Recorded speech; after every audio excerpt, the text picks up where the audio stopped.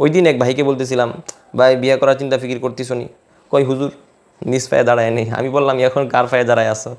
কই হুজুর নিজ পায়ে তো দাঁড়াইছি, এই পাও তো না, বরং আর্থিকভাবে একটু স্বাবলম্বী হয়ে নেই। আমি কইলাম আল্লাহ তাআলা তো বিয়া করলে বরকত দিব, কোরআনের মধ্যে আসছে। কই হুজুর ওইটা তো আছেই অবশ্য, কিন্তু তারপরেও দেখি গার্জিয়ানদের একটু সাপোর্ট যদি পাই, ওইটার অপেক্ষায় আছি। তো দেখেন আমরা বিয়াটাকে কঠিন করতে করতে এই পর্যায়ে কঠিন করছি যে এখন অনেক ছেলেরা হিমশিম খায় যে বিয়া কেমনে করবে না করবে। আসলে কি বিয়াটা এত কঠিন?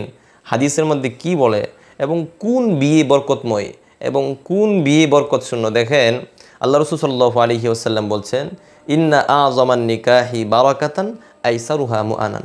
সবচেয়ে বরকতময় বিয়ে সেটা যেটার মধ্যে খরচ কম, যেটার মধ্যে আয়োজন কম, যেটার মধ্যে অনুষ্ঠান ইত্যাদির অনেক কম, সেই বিয়েটি সবচেয়ে বেশি বরকতময়।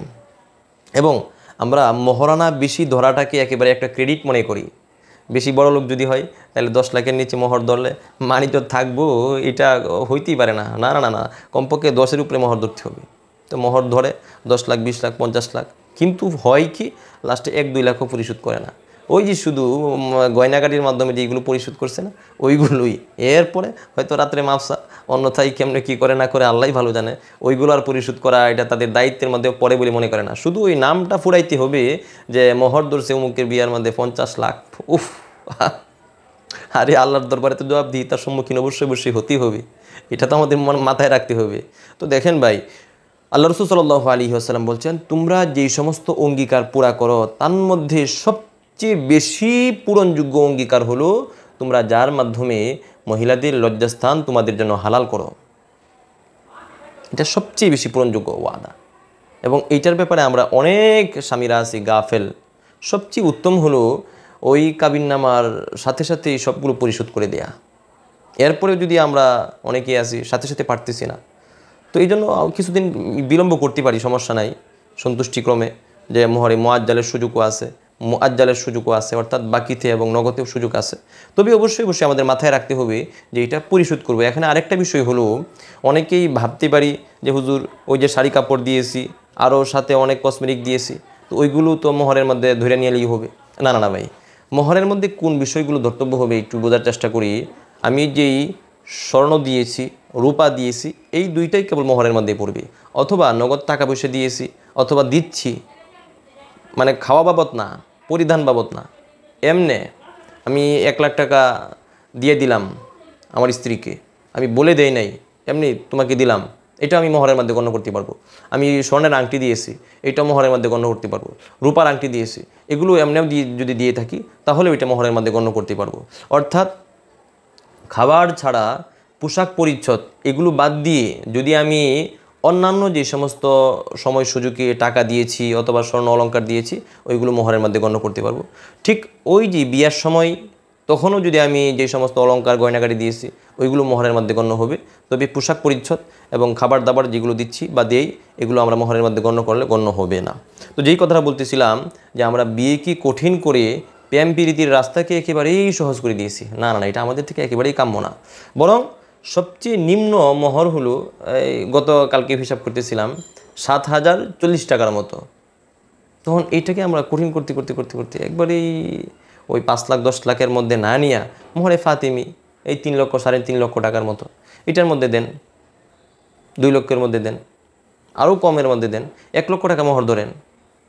এত কঠিন করার তো কোনো কিছু না, কিন্তু এটা দেয়ার মানসিকতা থাকতে হবে। এটা একবারেই একটা গুরুত্বপূর্ণ বিষয়। আল্লাহ তাআলা আমাদের সকলকেই বিয়ার বিষয়গুলোকে সহজ করে নেওয়ার তৌফিক দান করুক। আরেকটা বিষয় হলো, আমরা যেরকম আয়োজন এগুলো আল্লাহ রাসূল সাল্লাল্লাহু আলাইহি ওয়াসাল্লাম একেবারেই পছন্দ করতেন না। দেখেন হযরতে আব্দুর রহমান বিন আউফ রাদিয়াল্লাহু আনহু, তিনি একদিন মসজিদে নববীতে আসছেন, কিন্তু কাপড়ের মধ্যে একটু হলুদ রং বড়া বড়া মনে হইতেছিল। আল্লাহ রাসূল সাল্লাল্লাহু আলাইহি ওয়াসাল্লাম দেখে মুস্কি মুস্কি হাসতেছেন এবং আব্দুর রহমানকে জিজ্ঞেস করছেন, আব্দুর রহমান তোমার কাপড়ের মধ্যে কি কালার মনে হইতেছে, কোনো কিছু ঘটছে নাকি? হযরত আব্দুর রহমান বিন আউফ রাদিয়াল্লাহু আনহু তিনি মুস্কি হাসা বলতেছেন, ইয়া রাসূলুল্লাহ, ইয়া হাবিবাল্লাহ, আমি তো বিয়া করে ফেলছি। দেখেন পয়গম্বরের সাহাবী, রাসূলের মহাব্বত কম করতো আপনাদের কাছে কি মনে হয়?